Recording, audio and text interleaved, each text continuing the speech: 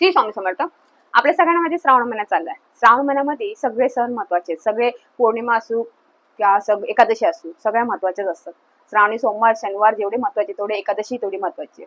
तर उद्या आहे, उद्या मंगळवार आहे, उद्या पुत्रदा एकादशी. पुत्र एकादशी खूप महत्वाची आहे. त्या 24 एकादशी महत्वाचीच आहे, पण त्यातील पुत्र एकादशी खूप महत्वाची आहे. ज्यांना संतान प्राप्ती होत नाही, म्हणजे खूप प्रयत्न करतात, खूप मेडिकल हेल्प करतात, खूप मंत्र स्तोत्र खूप करतात ते, पण तरी त्यांना काही ना काही अडचणी असतात, काही ना काही प्रॉब्लेम येतात. सतत ऑपरेशन होतात किंवा मेडिकली सतत ट्रीटमेंट घेतात, तरी कंटिन्यू कन्सिव्ह होत नाही, कन्सिव्ह झालं तरी ऑपरेशन होतात.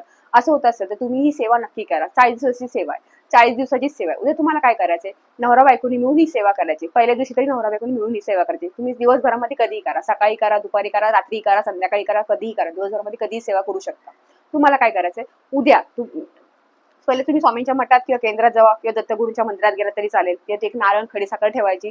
तुम्ही सेवा कशासाठी करताय सुरू हे त्यांना प्रार्थना करायची आणि बोलतो ना आमच्याकडून सेवा करून घ्या हे त्यांना प्रार्थना करायची. तिथे नारळ आणि खडीसाखर तुम्हाला अर्पण करायचं आहे. नंतर तुम्हाला दिवसभरामध्ये जेव्हा जमेल तेव्हा तुम्हाला तुमच्या सगळ्यांकडे बाळकृष्णाची मूर्ती सगळ्यांच्या घरी असते, तर बाळकृष्णाच्या मूर्तीवर आपल्याला पाणी अभिषेक करायचा आहे. पाणी अभिषेक करायचा तुम्हाला तुमच्याकडे गळती असेल तर गळतीने अभिषेक करा, गळती नसेल तर तुम्ही आपल्या चमच्याने अभिषेक केला तरी जसं जमेल तसं अभिषेक करा.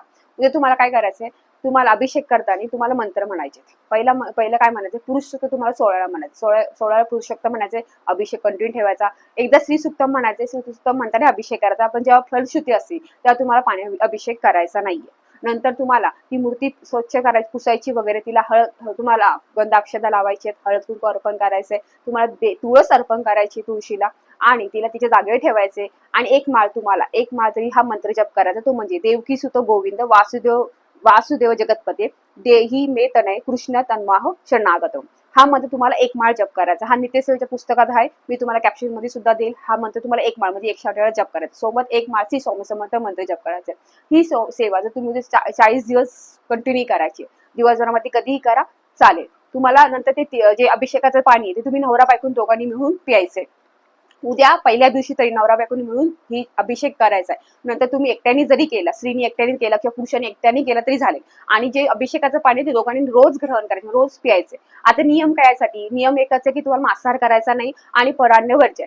ब्रह्मचर्य पाळण्याची गरज नाही, कारण आपण संतांच्या आपल्यासाठीच ही सेवा करतोय ना, त्यामुळे ब्रह्मचर्य पाळण्याची गरज नाही. फक्त मांसाहार वर्ज्य आणि पराण्य वर्ज्य. हॉटेलचं वगैरे बाहेरचं कुठलंही खायचं नाहीये, तुम्ही तुमच्या घरातलं खाऊ शकता. हे नियम पाळले तर तुम्हाला 100% रिझल्ट नक्की भेटेल. भरपूर जणांना अनुभव आलाय, तुम्हाला हे नक्की चांगला अनुभव. श्री स्वामी समर्थ.